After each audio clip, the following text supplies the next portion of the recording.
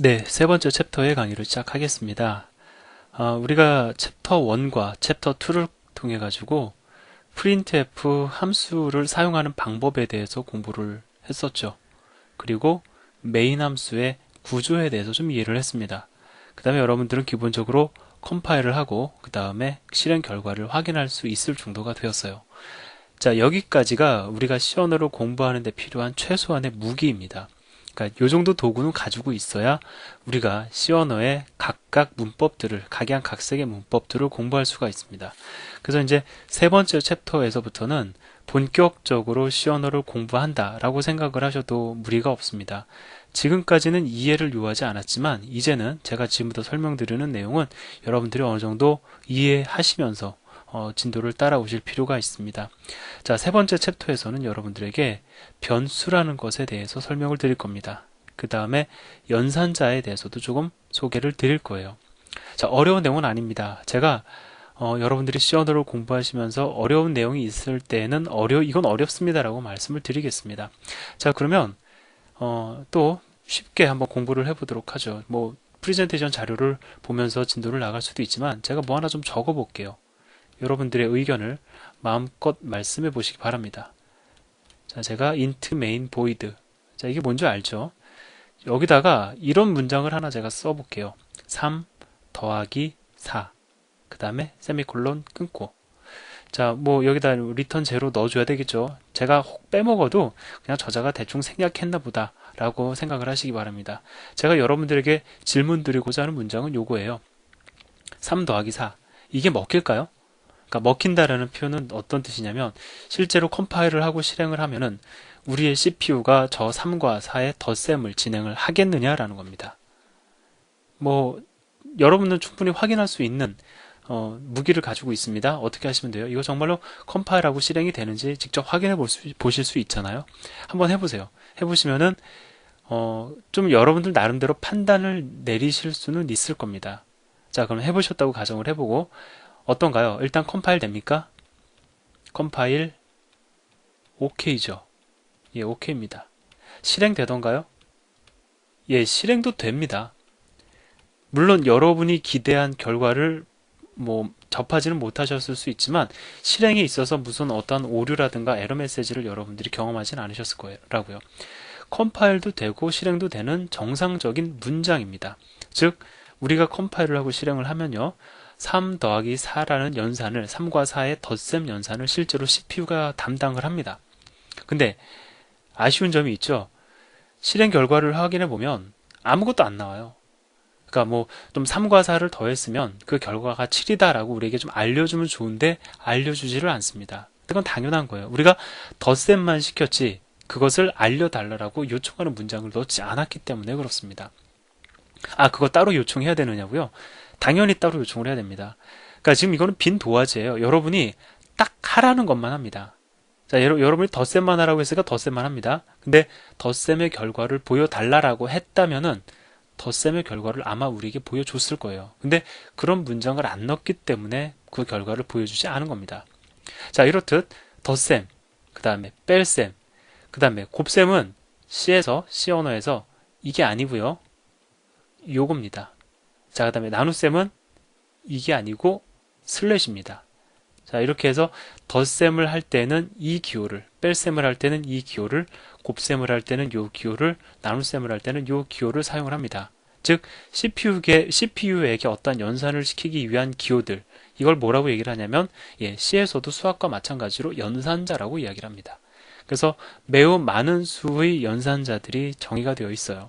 자, 이 세 번째 챕터에서 여러분들에게 이러한 다양한 연산자들을 소개를 시켜 드릴 겁니다. 그래서 그 수가 꽤 많습니다. 전부를 다 이번 챕터에서 설명드리는 건 아니지만 어쨌든 여러분들이 기본적인 연산자들은 여기서 경험을 하시게 될 겁니다.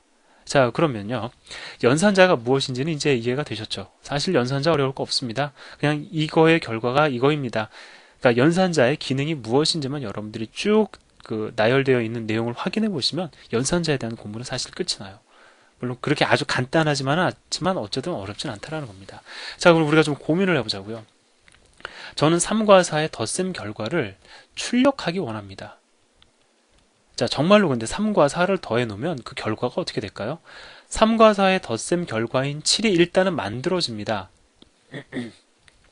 CPU에 의해서 7이라는 그 결과가 만들어져요. 그런데 우리는 이 7을 갖다가 뭐 어떻게 하겠다라는 추가적인 명령을 하나도 해놓은 게 없기 때문에 이 7은 그냥 사라져 버립니다. 정말로 소멸되어 버려요. 그렇기 때문에 우리가 뭐 확인할 수가 없는 거죠. 그러면 확인을 하려면 어떻게 될까요? 자, 제가 그 방법을 갖다가 제시를 해드릴게요. 첫 번째, 메모리 공간을 저는 마련을 할 겁니다. 메모리 공간을 마련을 해서요. 왜 메모리 공간을 마련을 할까요? 덧셈의 결과 저장하기 위해서요. 두 번째, 덧셈 결과를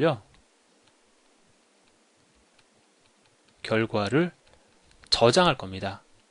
자, 이게 일반적인 어떤 방법이에요. 그 다음에 세 번째, 저장된 내용을 출력할 겁니다. 그럼 어떻게 될까요? 우리가 더한 결과를 직접 눈으로 확인할 수 있겠죠. 물론 저장된 내용을 출력할 때에는 우리가 잘 알고 있는 printf 함수의 호출 문장을 사용을 할 겁니다. 자, 그럼 이제 우리가 알아야 될 게 뭡니까? 메모리 공간의 선언, 그 다음에 덧셈 결과를 저장하는 방법이죠. 덧셈 결과를 저장하는 방법은 쉽습니다. 근데 메모리 공간을 선언하는 방법, 이것이 바로 챕터 3의 첫 번째 주제인 변수 선언입니다. 즉, 변수라는 것을 선언을 한다는 건요. 자, 변수를 선언한다는 건요. 어떠한 의미가 있냐면 메모리 공간을 할당받는다라는 의미가 있습니다. 이러한 의미가 있습니다. 누군가 예를 들어서 여러분이 야, 나 어제 변수 2개 선언했어 라고 하면은 나는 2개의 메모리 공간을 할당했다 라는 뜻과도 일치합니다. 물론 누군가 친구와 뭐 나 어제 2개의 변수 선언했어 라는 유치원 대화를 안 하겠지만 우리는 좀 공부하는 데 있어서 매우 유치원 대화를 할 필요가 있습니다. 자, 그러면 우리가 있어요. 이게 사람입니다. 제가 자주 그리는 사람의 형태입니다. 자, 그다음에 CPU를 탑재한 그냥 쉽게 말해서 컴퓨터가 있다고 가정을 해보죠. 요즘 누가 이렇게 컴퓨터 죄송합니다. 이렇게 그리는 사람 없지만은 저는 이렇게 그립니다. 그림을 원체 못 그리거든요. 자, 그러면 요청을 합니다. 메모리 공간 할당해 줘라고 물어보면은요. 메모리 줘라고 이제 줘라고 이제 요청을 합니다. 요청하는 방법은 제가 좀 이따 말씀을 드릴게요. 그럼 CPU가 물어봅니다. 뭘 물어보냐면은 용도가 뭐야? 라고 물어봅니다. 용도를 물어봅니다. 왜 용도를 물어볼까요? 그거는요. 메모리 공간을 갖다가 우리가 그냥 할당을 해가지고 우리가 멋대로 쓰는 게 아니고요. 메모리 공간에 우리가 데이터를 저장하기 위해서 이제 메모리 공간을 할당하잖아요. 무엇을 담느냐에 따라서 메모리 공간을 사용하는 방법이 달라집니다. 즉, 예를 들어서요. 우리가 정수를 저장을 하기 원합니다. 그럼 정수를 저장하기 위한 메모리 공간이 다르고요. 그 다음에 실수를 저장하기 위한 메모리 공간이 달라요. 어떻게 달라지는지는 다음 챕터에서 제가 충분히 설명을 드릴 테니까 그냥 일단은 이렇게만 설명을 드리도록 하겠습니다. 자, 근데 여기서 또 이제 좀 그 공부 좀 하신 분들은 또 그런 질문을 하실 겁니다. 정수라는 거는 실수의 서브셋으로 포함되는 개념 아니냐? 물론 맞습니다. 그죠? 근데 제가 여기서 얘기하는 정수라는 건 뭐냐면 뭐 음의 정수와 양의 정수만을 뜻하는 겁니다. 뭐 마이너스 3, 제로, 플러스 2. 자, 그럼 여기서 얘기하는 실수는 뭐냐? 정수가 아닌 소수 이하의 값을 지니는, 예를 들어서 2.1, 1.7, 3.8, 2, 5 뭐 이런 것을 실수라고 지금 제가 구분지어서 이야기하는 거예요. 여러분들이 앞으로 C 언어를 공부하시면서 실수다라고 하면은 소수 이하의 값이 존재하는 그러한 수를 의미한다 생각을 하시고요. 정수는 마이너스 3, 제로, 플러스 2와 같은 제로와 양의 정수와 음의 정수만을 이야기한다라고 여러분들이 좀 이해를 하시면 좋겠습니다. 그러니까 우리가 프로그램을 공부할 때 이제 보통 이렇게 구분을 한다라는 것도 기억을 해두시고요. 그래서 이러한 정수를 저장하는 방법과 실수를 저장하는 방법이 달라요. 따라서 메모리를 할당할 때 아예 그 용도를 결정해야 됩니다. 그래서 CPU가 물어보는 거예요. 메모리 좀 할당해 줘라고 해서 줘라고 물어봤더니 용도가 뭐냐라고 물어봅니다. 그러면은 우리 이제 얘기를 해야 되겠죠? 3 더하기 4의 결과를 갖다 저장을 하려고 하면 정수를 저장하기 위한 메모리 공간을 할당을 해야 되겠죠.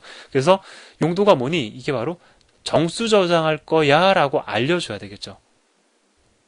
그러면 CPU가 또 물어봅니다. 뭘 물어볼까요? 자, 예를 들어서 여기서 더 이상 안 물어봤다고 가정을 해봅시다. 그래, 정수를 저장하기 위한 메모리 공간, 그래, 할당했어. 라고 얘기를 해줍니다. 그러면 할당은 했어요. 이 할당된 메모리 공간에 3과 4의 덧셈 결과 저장할 수 있습니까? 물론 그냥 제가 여기다 써버리면 저장이 되는 거지만, 그게 아니라 우리가 그 할당된 메모리 공간을 지칭할 수 있는 뭐 도구가 없잖아요. 어떻게 문장을 구성을 할 거예요? 내가 좀 전에 그 할당한 그 메모리 공간에 7을 넣어라? 이게 안 되죠. 이 메모리 공간에 최소한 이름이 있어야 우리가 이 이름을 이용을 해가지고 거기다가 7을 저장해 주십시오. 덧셈 결과를 저장해 주십시오라고 얘기할 수 있을 거라고요. 그래서 뭐가 필요합니까? CPU가 또 물어봅니다. CPU, 컴퓨터가 물어봅니다. 이름은 물어봅니다. 그러면 우리는 뭘 얘기해야 될까요? 이름은 넘이라는 이름을 붙여줘 라고 얘기를 해야 되겠죠. 다시 얘기해서 제가 지금 간단한 아주 조금 유치한 대화를 했는데, 메모리 공간을 할당할 때 필요한 두 가지가 뭐예요? 용도와 이름이라는 겁니다. 이해가 되셨죠? 자, 그러면 용도는 정수이고, 그럼 이름은 넘이다. 그럼 어떻게 써야 되느냐? 정수를 저장하기 위한 메모리 공간을 할당하는 방법이 여러 가지가 있는데, 제가 그 중에 하나, 매우 그 유용한 거 하나를 가르쳐 드릴게요. 그것은 바로 인트입니다.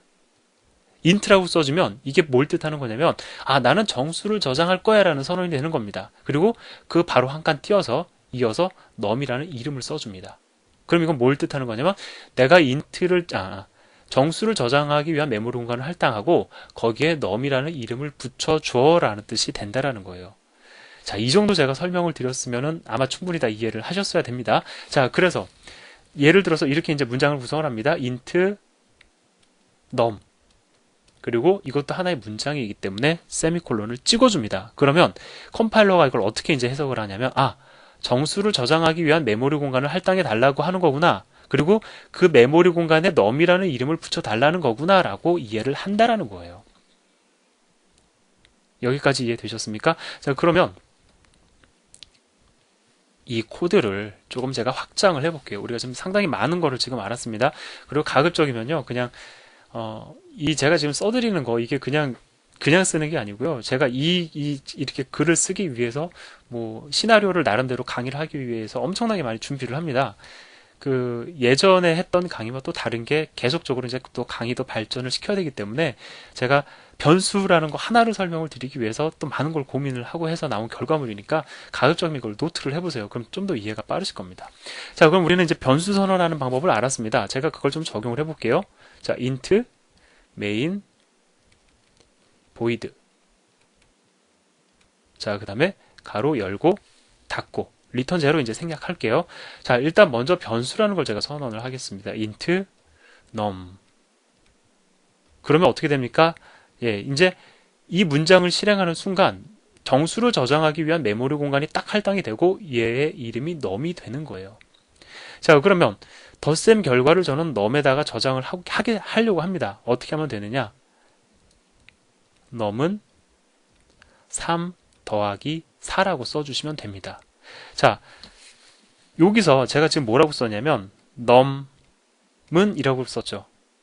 예를 들어서요, num은 10이다 이렇게 쓰시면 어떤 일이 벌어지냐면, 이거는 우리가 수학적으로 같다라는 뜻이지만 C 언어에서는 대입의 의미를 갖습니다. 즉 오른쪽에 오는 이 값을 왼쪽에 있는 변수에 저장해라 라는 뜻이 되어서 이렇게만 문장을 구성을 해도 num은 10이라는 값이 num에 저장이 됩니다. 즉 num이라는 이름이 붙어있는 메모리 공간에 10이라는 값이 저장이 되는 거예요. 어떻습니까? 지금 우리는 불과 많이 공부하지도 않았는데 메모리 공간을 우리가 할당을 하고 감히 거기에다가 이제 값도 원하는 값을 저장할 수 있게 되었습니다. 이거 대단한 거죠. 사실 여러분들 지금 엄청난 걸 하신 겁니다. 그리고 이렇게 문장을 구성할 수도 있어요. 그럼 어떻게 되느냐?